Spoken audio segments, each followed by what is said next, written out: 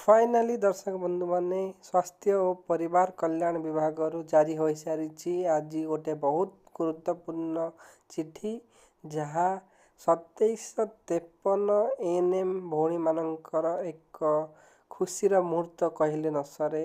Finally जो 4 मास है से माने जो पोस्टिंग माने जो स्ट्राइक करथिले तार आज अंत घटिबाकू जाउछि। फाइनाली से माने 26 तारीख रु 28 तारीख भितर से माने ऑनलाइन काउंसलिंग करि परिबे।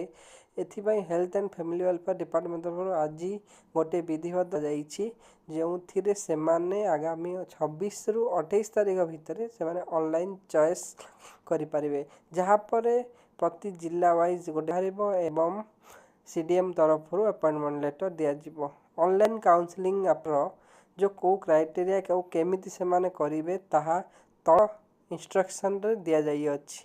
या को फॉलो करंतु एवं ठीक भावे निर्भुल भावे चॉइस लॉकिंग करंतु एवं निजर सीट को निजर एरिया अनुसार पक्का करंतु।